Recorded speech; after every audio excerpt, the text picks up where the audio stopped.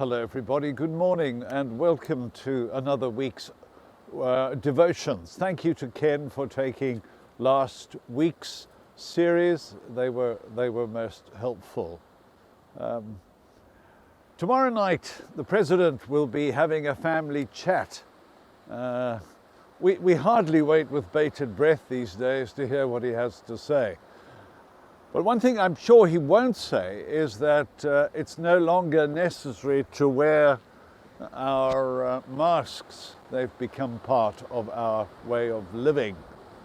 Have you ever said to somebody, as I have on many occasions, who's approached you with their mask on and you haven't recognized them, you said, "No, I don't recognize you behind your mask." Those are familiar words.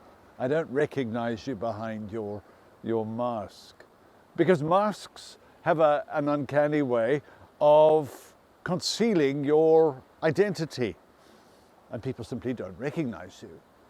Now, masks are sort of a metaphor of life, if you put it that way. Many of us are not just wearing these kinds of masks.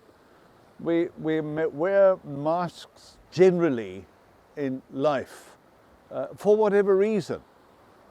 It's not a critical comment. Over the years, we've carefully cultivated a front when it comes to interacting with people. And sometimes we're a little bit nervous lest we think people will discover the real person behind the mask, a person that maybe we're not always comfortable with. And so this week I'm thinking around that theme of behind the mask. We have a public life or persona, we have a private persona, and then we have a personal persona. And they're not always the same. For instance, if you think of Nicodemus in the 3rd chapter of the Gospel of John, he had a public persona. He was Israel's foremost teacher. That's Jesus' estimate of him. He was an extremely likable man.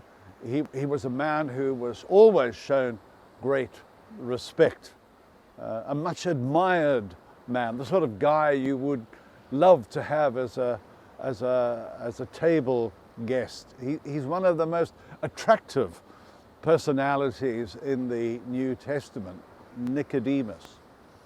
So there was this outward presentation of himself. Nothing wrong with that. But I think behind the scenes, maybe, there was a different guy, not in terms of likability, but in terms of the things that went on in his soul. Doubtless his private life was also pretty consistent, but it's the personal life, when he was on his own and he sat wondering about himself and his life and what he was doing.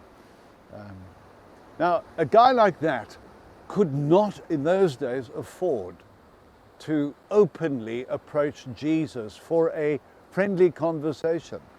There was too much that was attached to his status, especially when this young rabbi, Jesus of Nazareth, appeared. But there was something about Jesus when he was in a personal moment that kind of drew him to Jesus. Yes, there was the public persona, there was the private persona, but personally, he longed to speak to Jesus. And so we read in the Gospel of John that he came to Jesus at night, under cover of darkness. And that, in John's thinking, suggests that for all that was outwardly bright and impressive, inwardly he was struggling with darkness, issues that maybe he just hadn't been able to put to bed, and he, in his heart of hearts, knew that Jesus could and likely would give him the answer if he asked him. And it's a lovely conversation. And the wonderful thing about Jesus is that he realizes this man standing before him, this impressive, this striking man, Nicodemus, there's something going on. Jesus knew that. John tells us he knew what was going on in the hearts of men and women.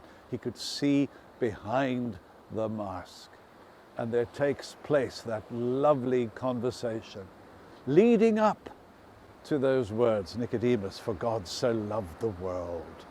For God so loved you, Nicodemus, that he gave his only Son, that whosoever puts their trust in him would not perish or live a futile life, but should have everlasting life, eternal life, should share in the very life of God himself.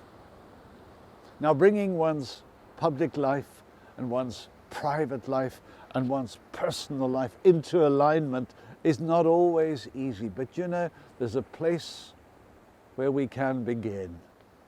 That is just coming into the presence of Jesus, who knows us, who knows what lies behind that mask, and allowing him to speak to us and begin to spiritually renew us and to help us to understand that it is the love of God and the mercy and the grace of God that ultimately matters in our lives.